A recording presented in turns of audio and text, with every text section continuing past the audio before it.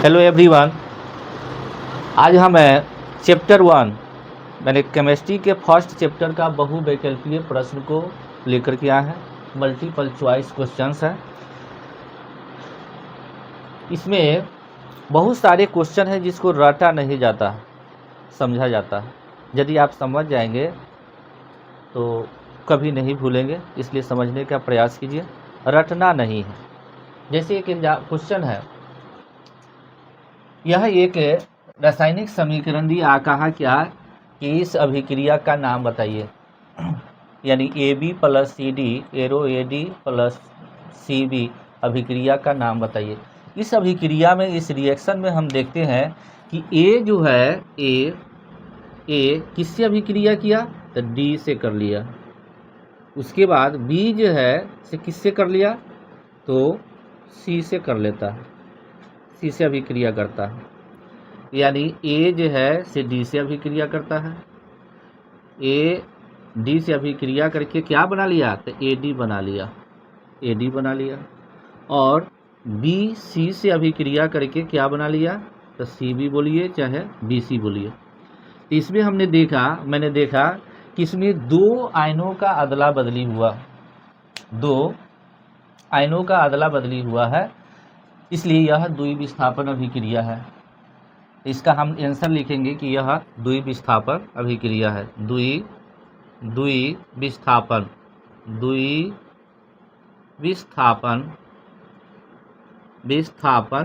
अभिक्रिया, द्विविस्थापन अभिक्रिया है। अगला प्रश्न क्वेश्चन नंबर 2 दिया कि निम्नलिखित में कौन समीकरण असंतुलित है। निम्नलिखित में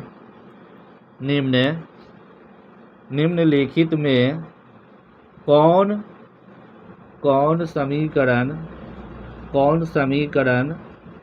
असंतुलित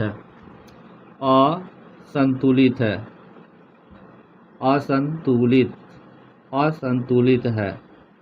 ऑप्शन दिया, ऑप्शन ए है, ए में दिया कि H2Cl2 प्लस Cl2 एरो दे दिया क्या कि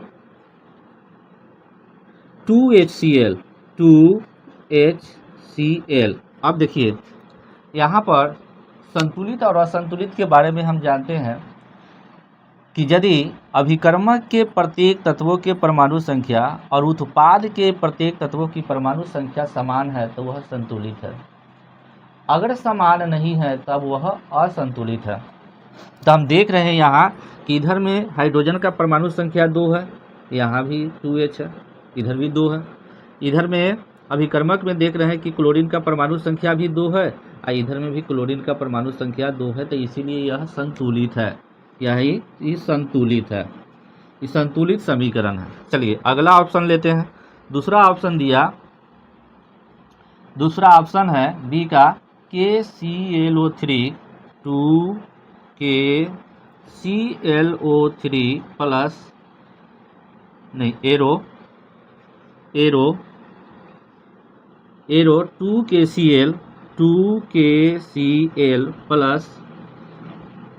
2KCl प्लस 3O2। चलिए इसको चेक करके देखते हैं। इसमें भी हम देखेंगे कि अभिकर्मक के प्रत्येक तत्वों के परमाणु संख्या और उत्पाद के प्रत्येक तत्वों की परमाणु संख्या समान है कि नहीं है, बराबर है कि नहीं है। अगर बराबर नहीं है तब असंतुलित होगा, अगर बराबर है तो संतुलित होगा। चलिए चेक करते हैं। इधर में पोटेशियम 2 है, इधर भी पोटेशियम 2 है। इधर में क्लोरीन का परमाणु संख्या भी 2 है, इधर में भी क्लोरीन का परमाणु संख्या 2 है। इधर में ऑक्सीजन कितना है तो 3 दूना 6 है, और इधर में भी ऑक्सीजन 3 दूना 6 है। तो ये भी संतुलित समीकरण है, तीसरा ऑप्शन है PbNO3 ट्वाइस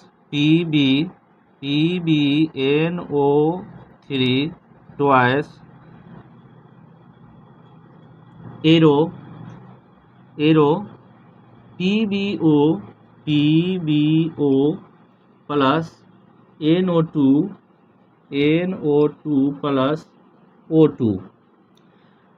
हमको बताना है कि इसमें से कौन असंतुलित है। फिर हम चेक करेंगे कि अभिकर्मक के प्रत्येक तत्व या उत्पाद के प्रत्येक तत्वों की परमाणु संख्या। तो इधर में देख रहे हैं कि Pb यानी लैड का परमाणु संख्या कितना है, 1 है।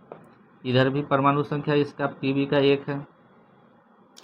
इधर में नाइट्रोजन कितना है, 2 है, नाइट्रोजन 2 है। और इधर में हमको नाइट्रोजन 1 दिख रहा है। तो यह बराबर नहीं है। तो बराबर नहीं है, इसलिए हम समझ गए कि यह असंतुलित समीकरण है, अनबैलेंस्ड है। इसलिए इसका आंसर क्या हो जाएगा, यही क्या हो जाएगा, असंतुलित समीकरण हो जाएगा। असंतुलित समीकरण होगा, यही इसका आंसर होगा। यानी 4 ऑप्शन दिए रहेंगे, उसमें से बहुविकल्पीय प्रश्न में 4 ऑप्शन दिया रहता है, उसमें से आपको 3 गलत रहता है, 1 सही रहता है। तो जैसे ऐसे चेक कर लेते हैं कि अगला ऑप्शन भी दिया है, जैसे डी ऑप्शन दिया कि 2H2 प्लस O2 एरो दे दिया क्या कि 2H2O। अब देखिए यहाँ पर हाइड्रोजन का परमाणु संख्या 4 है अभिकर्मक में। उत्पाद में भी देखते हैं कि हाइड्रोजन का परमाणु संख्या 4 है। इधर में ऑक्सीजन का परमाणु संख्या 2 है, यहाँ भी ऑक्सीजन का परमाणु संख्या 2 है। तो यह क्या हो गया, ये जो इक्वेशन दिया, ये समीकरण जो दिया है, यह आपको संतुलित समीकरण है। संतुलित समीकरण है, संतुलित समीकरण है। तो इसका आंसर आपको सी हो गया। अब अगला क्वेश्चन नंबर 3 पर हम चर्चा करते हैं। क्वेश्चन नंबर 3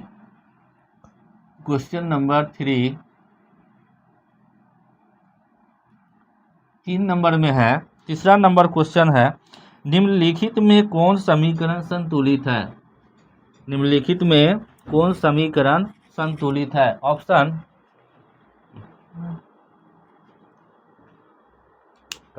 निम्नलिखित में कौन समीकरण संतुलित है। कौन समीकरण संतुलित है। संतुलित पर हमको चूज करना है, संतुलित है। ऑप्शन दिया ए में, पहला ऑप्शन दिया FeCl2 Fe plus Cl2 arrow FeCl3 FeCl3। अब इसको हम चेक करते हैं। अभिकर्मक और उत्पाद के प्रत्येक तत्वों की परमाणु संख्या को हम चेक करते हैं कि बराबर है कि नहीं। अगर बराबर है तो संतुलित है, बराबर नहीं है तो असंतुलित है। यहाँ पर Fe कितना दिख रहा है, 1। इधर भी Fe 1 दिख रहा है। अच्छा, इधर में क्लोरीन का परमाणु संख्या कितना है, 2 है। इधर में क्लोरीन की परमाणु संख्या 3 है। तो ये संतुलित नहीं है, असंतुलित है, क्योंकि बराबर नहीं है। असंतुलित समीकरण है, असंतुलित समीकरण। दूसरा ऑप्शन दिया, दूसरा ऑप्शन दिया कि NH4 NO2 NO2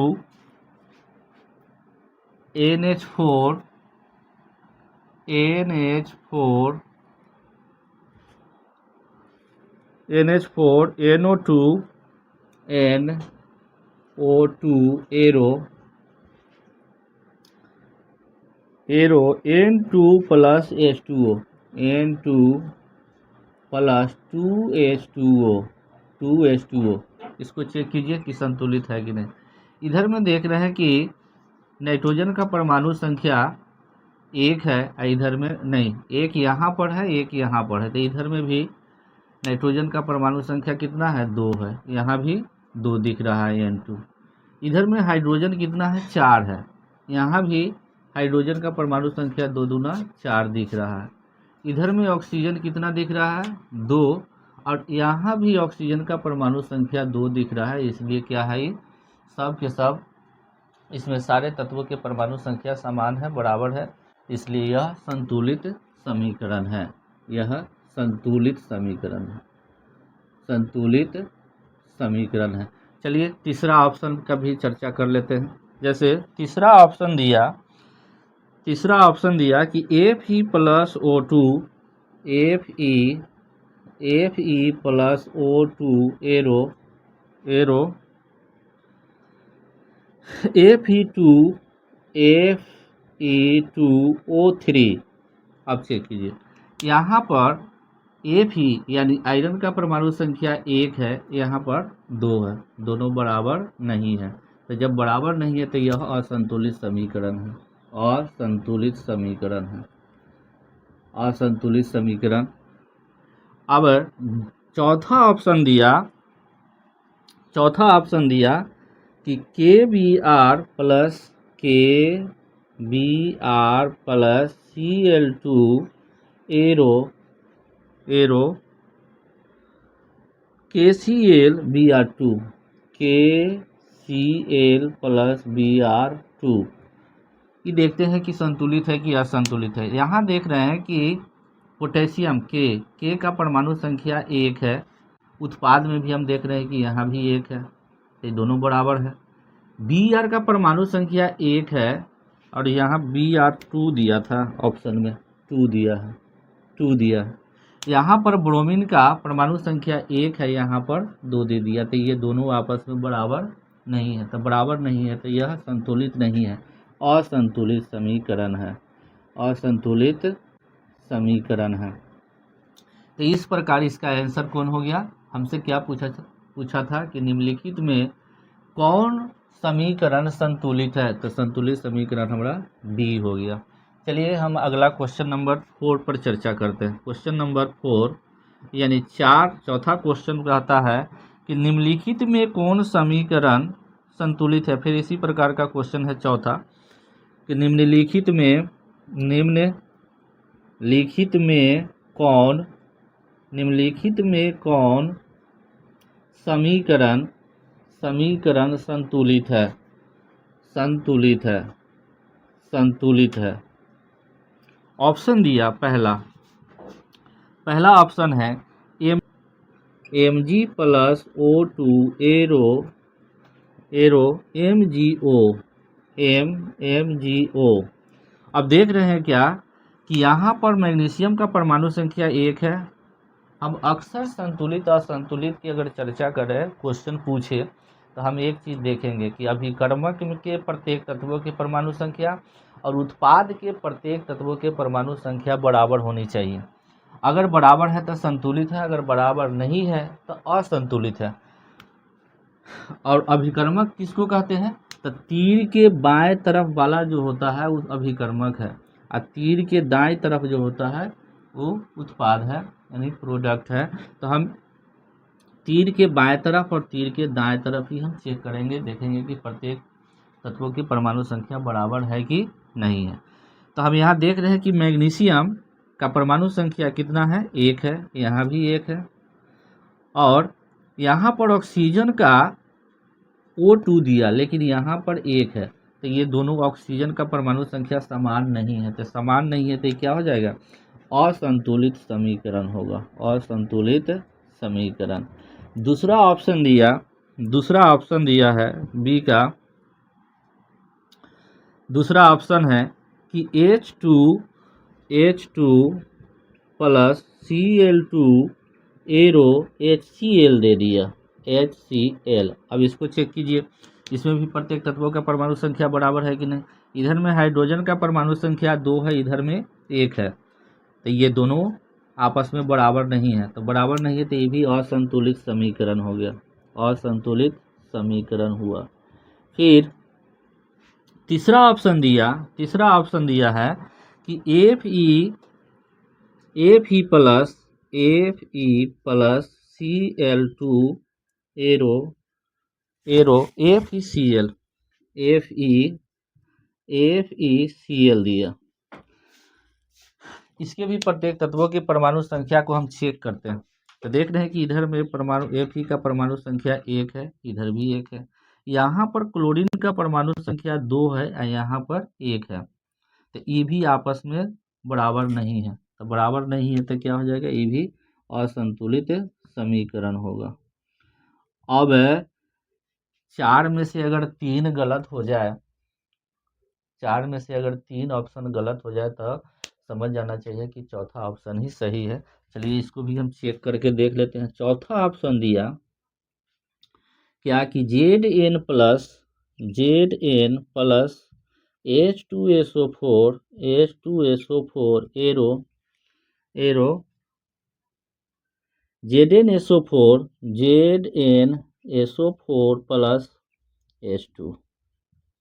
plus H2। अब इसको चेक करके देखते हैं।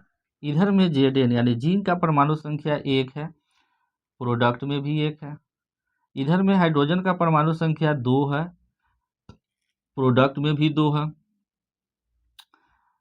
इधर में हम देख रहे हैं रिएक्टेंट में यानी अभिकर्मक में देख रहे हैं कि सल्फर का परमाणु संख्या 1 है, इधर भी सल्फर का 1 है। और रिएक्टेंट में ऑक्सीजन का परमाणु संख्या 4 है, प्रोडक्ट में भी 4 है। तो इस प्रकार हम देखें कि अभिकर्मक और उत्पाद के प्रत्येक तत्वों की परमाणु संख्या समान है, इसीलिए यह संतुलित समीकरण है। तो इसका आंसर क्या हो जाएगा? इसका आंसर होगा चौथा। ये 3 गलत हो गया, चौथा सही है। क्वेश्चन नंबर 5 दिया है कि निम्नलिखित में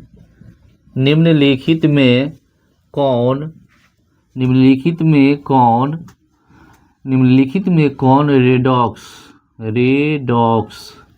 रेडॉक्स अभिक्रिया है? निम्नलिखित में कौन रेडॉक्स अभिक्रिया है? ऑप्शन देता है कि निम्नलिखित में कौन रेडॉक्स अभिक्रिया है। रेडॉक्स का मतलब होता है कि वैसे रासायनिक अभिक्रिया जिसमें उपचयन और अपचयन दोनों साथ साथ होता है, यानी ऑक्सीकरण और अवकरण, अर्थात ऑक्सीडेशन और रिडक्शन दोनों साथ साथ होता है, उसी को हम रेडॉक्स रिएक्शन कहते हैं। चलिए तो ऑप्शन दिया कैल्शियम कार्बोनेट, कैल्शियम पहला कि CaCO3 एरो दे दिया क्या CaO प्लस CO2।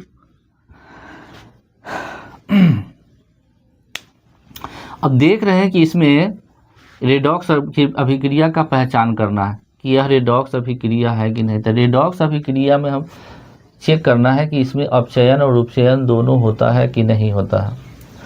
तो हम देखते हैं कि यहाँ कैल्शियम का अगर ऑक्सीकरण संख्या के आधार पर हम चेक करते हैं, कैल्शियम का ऑक्सीकरण संख्या अगर हम निकालते हैं तो कितना आता है। तो यहाँ पर इसका अगर हम निकालें ऐसे कि CaCO3 तो हम इसको सिखाए हुए हैं कि जिसका ऑक्सीकरण संख्या निकालना होता है उसको हम x मान लेते हैं। तो कैल्शियम का निकालना है तो इसको x मानेंगे। कार्बन का कितना है? 1 है, तो इसका संयोजकता कितना होता है? 4 और इसका -2। तो कैल्शियम का परमाणु संख्या 1, कार्बन का भी 1 है, ऑक्सीजन का 3 है। अभी सबको मल्टीप्लाई करेंगे तो 1 गुने x तो क्या हो जाएगा? x प्लस 1 गुने 4 तो 4 प्लस फिर 3 में -2 से करेंगे तो -6 बराबर कितना हो जाएगा? बराबर 0, क्योंकि इस पर कोई चार्ज नहीं है। तो कितना हो जाएगा? ये x प्लस 4 -6 बराबर कितना? 0 और फिर x 4 में से 6 घटेगा -2 बराबर 0 या x बराबर कितना हो जाएगा? +2। यानी यहाँ पर देखें कि कैल्शियम का ऑक्सीकरण संख्या +2 है और इसमें चेक करते हैं कि कितना आता है। तो इसमें अगर हम चेक करते हैं तो इसका -2 होता है, इसका -2, तो इसको कैंसिल आउट करने के लिए +2 हो जाएगा।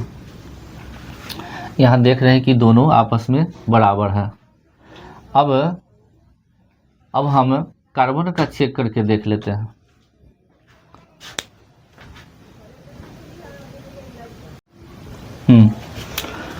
तो हम देख रहे हैं कि इसका कैल्शियम का ऑक्सीकरण संख्या +2 है, इधर में भी कैल्शियम का ऑक्सीकरण संख्या +2 है। और O3 है, O3 तो ऑक्सीजन का बैलेंसिंग कितना होता है -2, तो कितना हो जाएगा 3 दूना 6, माइनस के 6, तो माइनस के 6 को कैंसिल आउट करने के लिए यानी हमको देखना है कि कैल्शियम और कार्बन को +6 होना चाहिए। तो कैल्शियम का +2 है, तो कार्बन का कितना हो जाएगा +4, तो +2 और +4 कितना हो जाएगा +6 आई -6, तो ये मैंने एक दूसरे को कैंसिल आउट कर दिया। इसका मतलब कार्बन का ऑक्सीकरण संख्या 4 हो गया। यहाँ भी ऑक्सीजन का 2 दे दिया है और इसका बैलेंसी 2 होता है, तो 2 दूना 4, 2 दूना 4 माइनस के 4, तो कार्बन को +4 होना पड़ेगा। तो यहाँ भी कार्बन का देख रहे हैं कि +4 है ऑक्सीकरण संख्या, यहाँ भी कार्बन का ऑक्सीकरण संख्या 4 है। कैल्शियम का +2, यहाँ भी कैल्शियम का +2, ऑक्सीजन का -6 है, 3 दूना 6, यहाँ भी देख रहे हैं कि कितना है -2 है। तो इस प्रकार से हम जानते हैं कि उपचयन और अपचयन में ऑक्सीकरण संख्या में वृद्धि अगर होता है तो वह उपचयन अभिक्रिया होता है, और ऑक्सीकरण संख्या में कमी होता है तो अपचयन अभिक्रिया होता है। तो ऐसा इसमें कहीं कुछ दिख नहीं रहा, तो इसलिए इसको हम देख रहे हैं कि -6 से +6 हुआ, वृद्धि तो हुआ, लेकिन वृद्धि हुआ ऑक्सीकरण, यह ऑक्सीकरण रिएक्शन है, ऑक्सीडेशन रिएक्शन है, लेकिन इसमें रिडक्शन रिएक्शन नहीं है, अपचयन नहीं है, इसलिए रिडॉक्स अभिक्रिया इसको नहीं कहा जाएगा। तो इसको हम ऑक्सीडेशन रिएक्शन कहेंगे, माने उपचयन अभिक्रिया कह सकते हैं, उपचयन अभिक्रिया। क्यों? क्योंकि यहाँ -6 से क्या हो गया -4 हो गया, यानी बढ़ गया। ये छोटा अंक है, ये बड़ा अंक है। चलिए दूसरा ऑप्शन लेते हैं बी का। दूसरा ऑप्शन दिया कि H2Cl2 H2 + Cl2 arrow 2HCl 2HCl। अब देखते हैं क्या कि इसमें देख रहे हैं, चेक करते हैं ऑक्सीकरण संख्या के आधार पर। H2 का ऑक्सीकरण संख्या कितना होगा 0, क्लोरीन का कितना होगा 0। कोई भी परमाणु स्वतंत्र अवस्था में रहता है तो उसका ऑक्सीकरण संख्या 0 होता है। अब यहाँ देख रहे हैं कि क्लोरीन का हम जानते हैं कि इसका -1 होता है, -1, तो और हाइड्रोजन का ये -1 होता है क्लोरीन का, तो ये हाइड्रोजन का +1 होता है, +1। अब चेक कीजिए, यहाँ पर देख रहे हैं कि ऑक्सीजन के हाइड्रोजन के ऑक्सीकरण संख्या में क्या हो गया, वृद्धि हो गया। ऑक्सीजन के हाइड्रोजन के परमाणु संख्या में वृद्धि हुआ, 0 से +1 हो गया, बढ़ गया, तो इसको हम कहेंगे उपचयन हुआ, उपचयन अभिक्रिया है। और यहाँ क्लोरीन जो था, क्लोरीन का परमाणु ऑक्सीकरण संख्या 0 था, तो 0 से क्या हो गया, ये -1 हो गया, यानी घट गया, तो ये क्या हो जाएगा, अपचयन हो जाएगा, अपचयन अभिक्रिया होगा। तो इसमें हम देखें इस अभिक्रिया में, इस समीकरण में उपचयन और अपचयन दोनों होता है, इसलिए क्या है, रेडॉक्स अभिक्रिया है, यह रेडॉक्स है, रेडॉक्स रिएक्शन है, रेडॉक्स रिएक्शन है, यानी रेडॉक्स अभिक्रिया है। अगला क्वेश्चन है, निम्नलिखित में रेडॉक्स अभिक्रिया कौन है। रेडॉक्स का मतलब हम फिर से समझाने का प्रयास कर रहे हैं कि वैसी रासायनिक अभिक्रिया जिसमें अपचयन और उपचयन की क्रिया साथ साथ होती है उसे रेडॉक्स अभिक्रिया कहते हैं। तो हमें इसमें 4 ऑप्शन दिया गया है, इसमें हम देखते हैं कि रेडॉक्स अभिक्रिया कौन कौन से है। तो चलिए पहला ऑप्शन लेते हैं। जैसे हम देख रहे हैं, पहले हम चेक करेंगे ऑक्सीकरण संख्या के आधार पर कि किसका अपचयन हो रहा है, किसका उपचयन हो रहा है। हम जानते हैं कि ऑक्सीकरण संख्या में वृद्धि ऑक्सीकरण अभिक्रिया है, और ऑक्सीकरण संख्या में कमी अपचयन अभिक्रिया है, अपकरण अभिक्रिया है। तो चेक कर लेते हैं। जैसे यहाँ दिया कि Pb है तो ये स्वतंत्र अवस्था में है तो इसका ऑक्सीकरण संख्या 0 हो जाएगा। अच्छा, ये 0 हो गया। यहाँ PbCl2 है तो ये Cl2 है तो क्लोरीन का कितना होता है -1, तो ये -2 हो गया। -2 को कैंसिल आउट करने के लिए Pb को क्या बनना पड़ेगा +2 बनना पड़ेगा, +2। तो हम देख रहे हैं कि यहाँ Pb का ऑक्सीकरण संख्या 0 था, यहाँ +2 हो गया, यानी ऑक्सीकरण संख्या में वृद्धि हुआ तो ये क्या हो जाएगा, ये हो गया क्या, अब उपचयन हो गया, इसका उपचयन हुआ है, ये उपचयन अभिक्रिया है, उपचयन है। अच्छा, यहाँ पर देख रहे हैं CuCl2, तो CuCl2 में से Cl क्या हो जाता है, आउट हो जाता है, निकल जाता है, लेकिन हम ऑक्सीकरण संख्या के आधार पर इसको चेक करते हैं। यहाँ पर कॉपर का 0 है, यहाँ पर कितना हो जाएगा, Cl का -1 हो जाएगा, तो -1 और 2 में मल्टीप्लाई करेंगे तो -2, तो -2 को कैंसिल आउट करने के लिए कॉपर को क्या बनना पड़ेगा, +2 बनना पड़ेगा। तो ये कॉपर +2 से 0 हो गया, +2 से कॉपर जो था से +2 से क्या हो गया, 0 हो गया, यानी घट गया। ऑक्सीकरण संख्या में कमी हुआ, तो ऑक्सीकरण संख्या में कमी अपचयन अभिक्रिया को दर्शाता है, अपचयन अभिक्रिया है। तो इस समीकरण में उपचयन और अपचयन दोनों होता है, इसीलिए यह रेडॉक्स अभिक्रिया है, यह रेडॉक्स है, रेडॉक्स अभिक्रिया है, ये रेडॉक्स अभिक्रिया है। दूसरे प्रकार से अगर इसको हम समझें तो हम देख रहे हैं कि CuCl2 में से Cl विस्थापित हो रहा है, मैंने निकल रहा है, तो और विद्युत ऋणात्मक तत्वों का निकलना अपचयन अभिक्रिया है, विद्युत ऋणात्मक तत्वों का निकलना अपचयन अभिक्रिया है, और विद्युत ऋणात्मक तत्वों का जुड़ना उपचयन अभिक्रिया है। तो हम देख रहे हैं कि Pb में Cl का योग हो रहा है, यानी Cl क्या है, विद्युत ऋणात्मक तत्व है, तो Pb में विद्युत ऋणात्मक तत्वों का योग हो रहा है, इसलिए यह उपचयन है। और CuCl2 से Cl जो विद्युत ऋणात्मक तत्व है, Cl क्या हो रहा है, निकल रहा है, इसलिए यह अपचयन है। तो इस प्रकार से भी हम समझ सकते हैं। चलिए, दूसरा ऑप्शन दिया यहाँ पर कि CaCO3 कैल्शियम कार्बोनेट टूट करके CaO + CO2 में बदल गया है, यानी एक पदार्थ टूट करके जब 2 या 2 से अधिक पदार्थ बनाते हैं तो उसको हम क्या कहते हैं, जब एक पदार्थ टूट करके 2 या 2 से अधिक पदार्थ बनते हैं तो उसको हम वियोजन या अपघटन अभिक्रिया कहते हैं। तो ये वियोजन अभिक्रिया है, ये रेडॉक्स नहीं है, ये वियोजन है, वियोजन अभिक्रिया, ये वियोजन अभिक्रिया है, ये वियोजन अभिक्रिया है। चलिए, तीसरा की बात कर लेते हैं। तीसरा जिसमें ऑप्शन दिया कि Na2SO4 + BaCl2। अब देखिए, यहाँ Na जो था से Cl से रिएक्शन कर लिया, NaCl से रिएक्शन कर लिया, Na जो था से Cl से रिएक्शन करके 2NaCl बना लिया, 2NaCl बना लिया।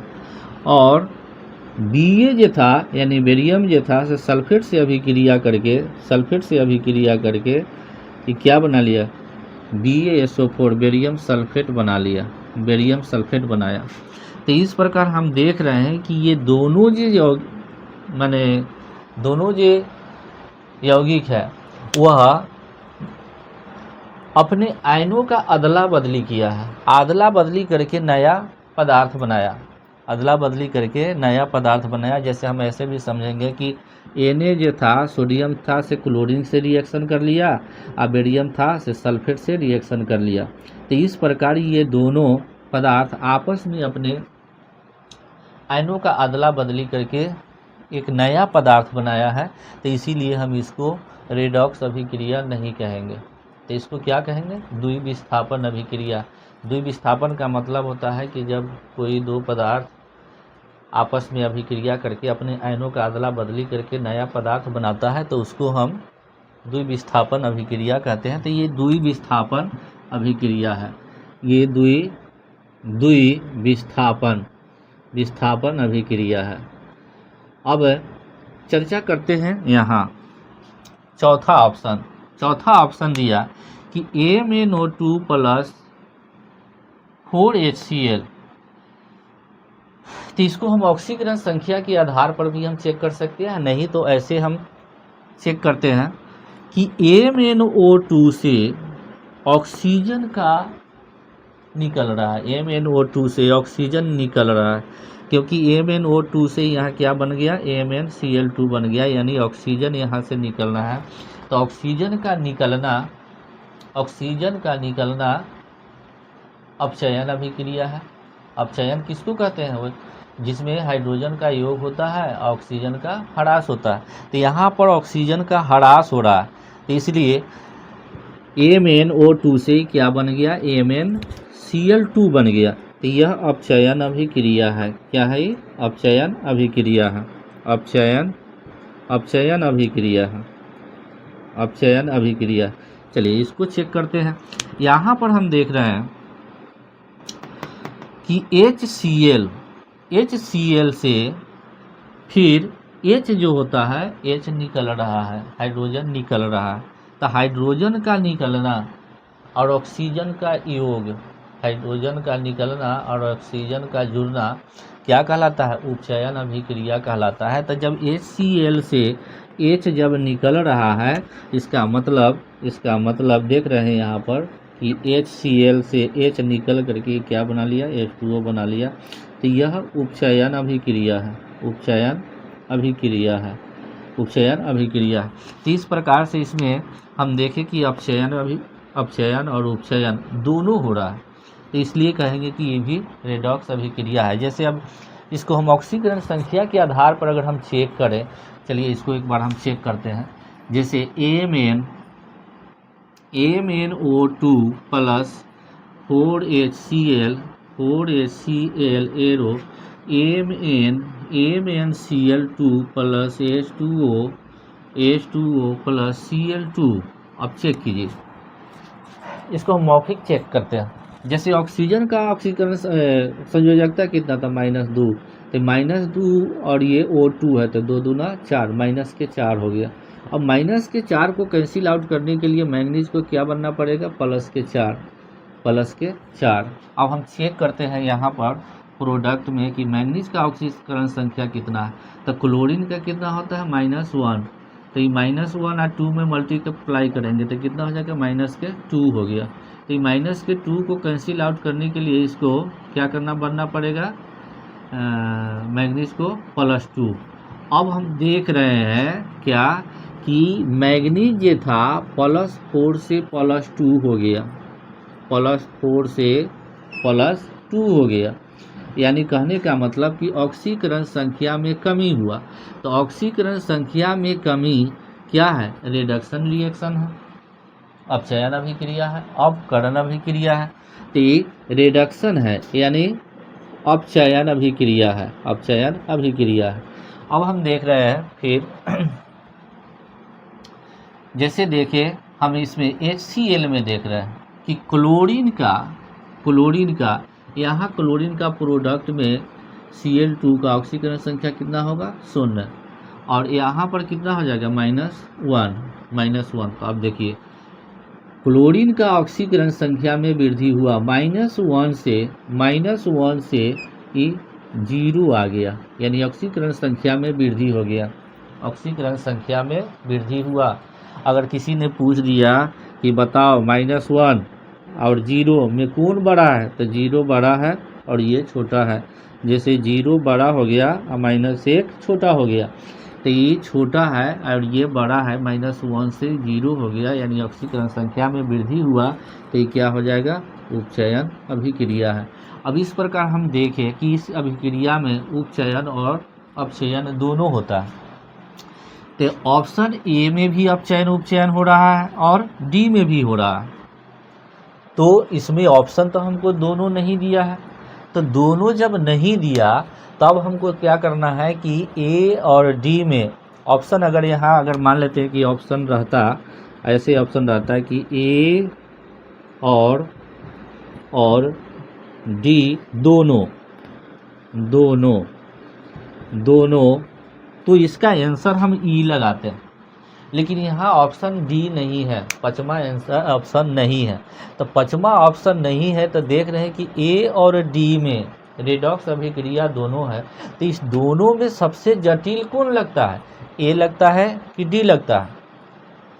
तो हमको ए की अपेक्षा डी अधिक जटिल है, अधिक जटिल है, इसलिए इसका आंसर हम डी ही देंगे। इसका आंसर क्या हो जाएगा, इसका आंसर जो होगा डी हो जाएगा, डी इसका आंसर हो जाएगा।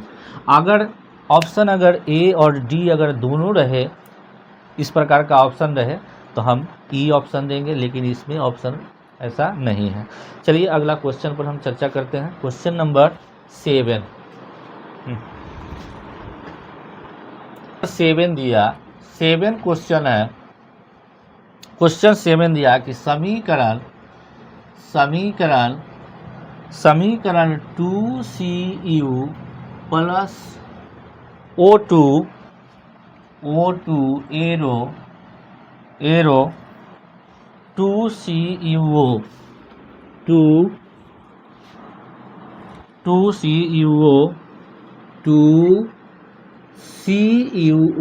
किस प्रकार की अभिक्रिया है, किस प्रकार की अभिक्रिया है। ऑप्शन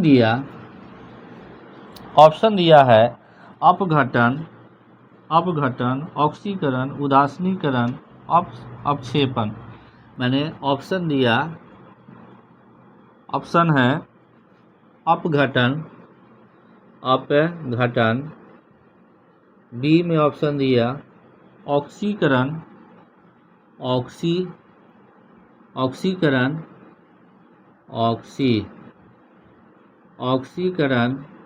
सी में ऑप्शन दिया, सी ऑप्शन है उदासीनीकरण,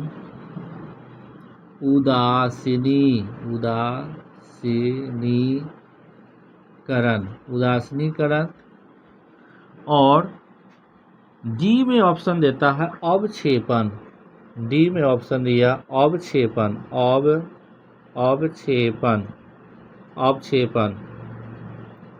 अवक्षेपण। अब कहा कि समीकरण 2Cu प्लस O2 2CuO किस प्रकार की अभिक्रिया है। अपघटन का मतलब हम जानते हैं कि जब कोई एक पदार्थ टूट करके दो या दो से अधिक पदार्थ बनाते हैं तो उसको अपघटन कहते हैं। तो यहाँ पर तो कोई एक पदार्थ टूटा नहीं है, यहाँ पर एक पदार्थ टूटा नहीं है, यानी दो पदार्थ है और दो पदार्थ मिल करके हम देख रहे हैं कि Cu और O2 आपस में रिएक्शन करके अभिक्रिया करके दोनों एक पदार्थ बनाया, एक पदार्थ बना रहा है। यहाँ एक पदार्थ टूट करके दो नहीं बना रहा है, इसलिए अपघटन तय नहीं होगा, एक कैंसिल हो गया। अच्छा, उदासीनीकरण का मतलब होता है क्या कि जैसे उदासीन कहा जाता है, जैसे कहा जाता है कि जल उदासीन होता है, क्यों, क्योंकि इसमें आयनों की संख्या समान होता है। तो और अवक्षेपण का मतलब होता है कि उसमें कोई ठोस पदार्थ बनता है ना, नया कोई ठोस पदार्थ बनता है, अवक्षेपण। तो यहाँ पर हम देख रहे हैं कि Cu के साथ ऑक्सीजन का योग हो रहा है, Cu के साथ ऑक्सीजन का योग हो रहा है, यानी जोग हो रहा है, यानी जुट रहा है, मिल रहा है, यानी कॉपर और ऑक्सीजन दोनों आपस में अभिक्रिया करके CuO बना रहा है। तो ऑक्सीजन का जुड़ना, ऑक्सीजन का योग होना ऑक्सीकरण अभिक्रिया है, उपचयन अभिक्रिया है। उपचयन अभिक्रिया का नियम ही है कि जब किसी पदार्थ में ऑक्सीजन का योग होता है और हाइड्रोजन का ह्रास होता है तो उसे हम क्या कहते हैं, उपचयन या ऑक्सीकरण अभिक्रिया कहते हैं। तो इस प्रकार यह ऑक्सीकरण अभिक्रिया है। चलिए क्वेश्चन नंबर हम 8वां पर बात करते हैं। 8वां क्वेश्चन है अभिक्रिया plus 2Al Al2O3 plus 2Fe किस प्रकार की अभिक्रिया है? ऑप्शन दिया वियोजन, द्विविस्थापन, विस्थापन या संयोजन। विस्थापन का मतलब होता है एकल विस्थापन भी बोलते हैं इसको, सिंगल डिस्प्लेसमेंट। तो देख रहे हैं हम यहाँ कि FeO3 और Al2Al, Fe से Fe2O3 से क्या निकल रहा है? O निकल रहा है, O निकल रहा है और जा करके O जो है से किसके साथ मिल जाता है? तो ये एल्युमिनियम के साथ अभिक्रिया करके क्या बना लेता है? ये Al2O3 बनाता है। तो यहाँ पर हम देख रहे हैं कि एक पदार्थ ऑक्सीजन निकल रहा है, यानी Fe2O3 से, यानी Fe को विस्थापित किया जा रहा है, अलग किया जाता है, यानी ऑक्सीजन इसको छोड़ करके एल्युमिनियम के साथ रिएक्शन कर लेता है और इसको विस्थापित कर देता है। तो इसमें केवल एक ही पदार्थ का विस्थापन हुआ है, इसलिए इसका आंसर विस्थापन होगा, एकल विस्थापन या विस्थापन होगा। इसमें संयोग नहीं किया है और न वियोजन हुआ है। वियोजन का मतलब कोई पदार्थ टूट करके दो या दो से अधिक पदार्थ बनाता है, तो उसको हम वियोजन कहते हैं। द्विविस्थापन का मतलब होता है कि जब दो पदार्थ अपने आयनों का अदला बदली करके नया पदार्थ बनाता है, तो उसको द्विविस्थापन कहते हैं। लेकिन यहाँ दो पदार्थ है, लेकिन इसने केवल एक ही पदार्थ अदला बदली किया। इसमें दो पदार्थों का अदला बदली नहीं हुआ है, एक ही पदार्थ का हुआ है, केवल ऑक्सीजन और एल्युमिनियम के साथ हुआ। इसीलिए हम इसको कहेंगे कि एकल विस्थापन है या विस्थापन अभिक्रिया है। चलिए क्वेश्चन नंबर हम बात करेंगे, क्वेश्चन नंबर 9। क्वेश्चन नंबर 9 पर चर्चा करते हैं। अभिक्रिया CuO प्लस H2, ये दोनों को गर्म करके ये उत्पाद बना है। तो कहता है कि यह किस प्रकार की अभिक्रिया है? यह किस प्रकार की अभिक्रिया है? जैसे हमने देखा कि CuO में से O निकल रहा है और हाइड्रोजन के साथ इसका योग हो रहा है, यानी CuO में से ऑक्सीजन का निकलना किस प्रकार की अभिक्रिया है? तो हाइड्रोजन का योग और ऑक्सीजन का ह्रास अपचयन अभिक्रिया होता है। तो यहाँ CuO में से ऑक्सीजन का ह्रास हो रहा है, इसलिए हम इसको कहेंगे कि अपचयन अभिक्रिया है। अच्छा, इसमें एक चीज़ दिया कि Cu से ऑक्सीजन निकल रहा है और हाइड्रोजन के साथ इसका योग हो रहा है, तो हाइड्रोजन के साथ ऑक्सीजन का योग हो रहा है, तो हम इसको उपचयन भी कह सकते हैं। लेकिन हम एक चीज़ देखते हैं क्या, कि इसको ऑक्सीकरण संख्या के आधार पर भी अगर कैलकुलेशन किया जाए तो ऑक्सीजन का कितना -2, तो इसका कितना हो जाएगा +2। इसका कि ऑक्सीजन का ऑक्सीकरण संख्या -2, तो -2 को कैंसिल आउट करने के लिए इसको हमको बनाना पड़ेगा +2, और यहाँ कॉपर का क्या हो जाएगा 0। यानी यहाँ पर CuO में कॉपर का क्या हो रहा है, यानी अपचयन हो रहा है, -+2 से 0 हो गया, अपचयन हो रहा है। अच्छा, अब ऑक्सीजन की हम बात करें तो ये -2 है और इसमें हम देखते हैं तो कितना हो जाएगा, ये भी हो जाएगा -2, तो ये तो दोनों इक्वल है। हाइड्रोजन का चेक करते हैं तो ये क्या हो जाएगा, हाइड्रोजन का चेक करते हैं तो ये 0 हो जाएगा और ये कितना हो जाएगा, ये +2 हो जाएगा।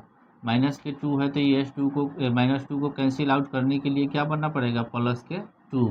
तो अब देख रहे हैं क्या कि यह 0 से क्या हो गया, +2 हो गया, 0 से +2 बढ़ गया तब वृद्धि हुआ। तो ये वृद्धि का मतलब कौन चीज़ हुआ, उपचयन हुआ, उपचयन हो गया।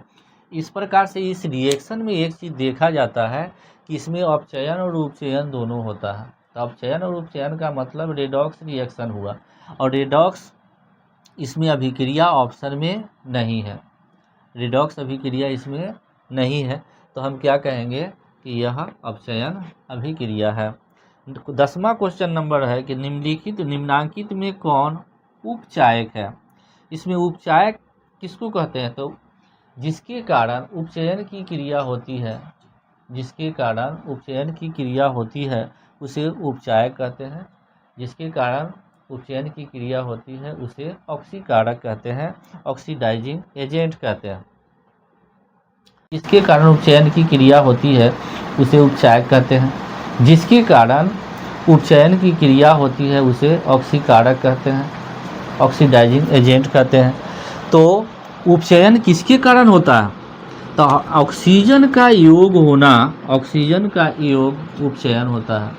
ऑक्सीजन का अगर योग नहीं हो तो उपचयन की क्रिया नहीं होगी, तो इसीलिए हम O2 क्या हो जाएगा, उपचायक है। अगला क्वेश्चन है निम्नलिखित में कौन ऑक्सीकारक है, वही क्वेश्चन है सेम टू सेम, और ऑप्शन भी लगभग सेम टू सेम दिया है। तो इसमें भी ऑप्शन हम क्या मार देंगे, O2 मार देंगे। अब क्वेश्चन नंबर 12 में दिया कि यह कौन उपचायक है, कौन उपचायक है। उपचायक किसको कहते हैं, कौन उपचायक है। तो एक चीज़ हम देखे हैं, क्या पढ़े भी हैं कि उपचायक किसको कहते हैं, तो अधातु को उपचायक कहते हैं, अधातु को अपचायक कहते हैं, है कि नहीं। तो इसमें देख रहे हैं कि आयोडीन क्या है, आयोडीन अधातु है, आयोडीन अधातु है, तो इसीलिए उपचायक हमारा ये हो जाएगा। तो फिर हम अगला क्वेश्चन पर चर्चा करते हैं।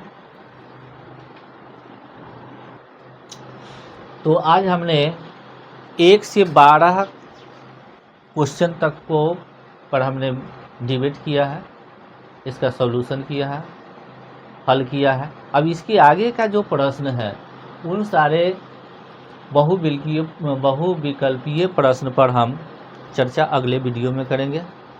तब तक के लिए धन्यवाद।